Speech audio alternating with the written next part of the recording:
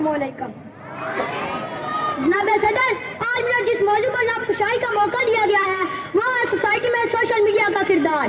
جناب صدر، social media جدید معاشرے کا ایک لازمی حصہ بن چکا ہے جس میں فیس بک، انسٹاگرام اور ٹویٹر جیسے پلیٹ فارم کو دنیا بھر میں اربوں لوگ استعمال کر رہے ہیں۔ یہ پلیٹ فارم صارفین کو ایک دوسرے کے ساتھ جڑنے، مواد کا اشتراک کرنے اور آن لائن کمیونٹیز میں مدد حصہ لینے کی اجازت دیتا ہے۔ تاہم کسی بھی ٹیکنالوجی کی طرح سوشل میڈیا کے استعمال کے فوائد اور نقصانات دونوں ہیں۔ سوشل میڈیا کے بنیادی فوائد میں سے ایک دوسرے سے جڑنے کی صلاحیت ہے۔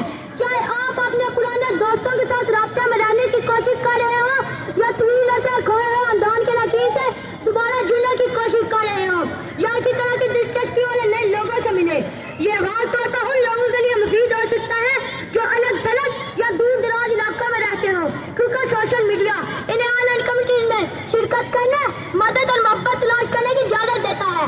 تاہم سوشل میڈیا کے استعمال کی خرابیاں بھی ہیں۔ ایک تشویشناک سائبر دہشت اور آن لائن ہراساں کرنے کا امکان ہے۔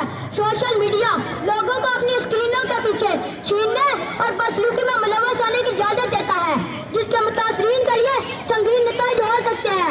ذہنی صحت پر سوشل میڈیا کے اثرات کے بارے میں بھی حادثات سامنے آئے ہیں۔ مواد کا مسلسل سلسلہ اور میڈیا پر بہترین تصویر پیش کرنے کا دباؤ ناکافی اور کم اعتمادی کے جذبات کا باعث بن سکتا ہے۔ دوسروں کے ساتھ رابطے کو آسان بنانے کے علاوہ سوشل میڈیا کاروباری اور تنظیموں کے لیے قیمتی ذریعہ ثابت ہوا ہے۔ سوشل میڈیا کے پھیلاؤ نے معاشرے پر اس کے اثرات کے بارے میں بھی حادثات کو جنم دیا ہے۔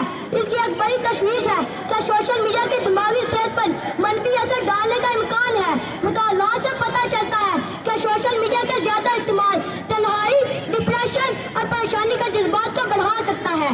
آنکھ جو کچھ دیکھتی ہے لب پہ آ سکتا نہیں، آنکھ جو کچھ دیکھتی ہے لب پہ آ سکتا نہیں، میں بے حیرت ہوں کہ دنیا کیا سے کیا ہو جائے گی۔ وما علینا الا البلاغ المبین۔ شکریہ۔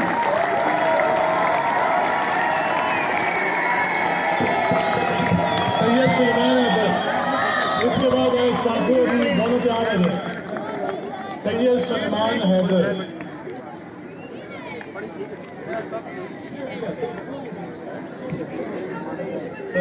اوپر آ جائے، اوپر آ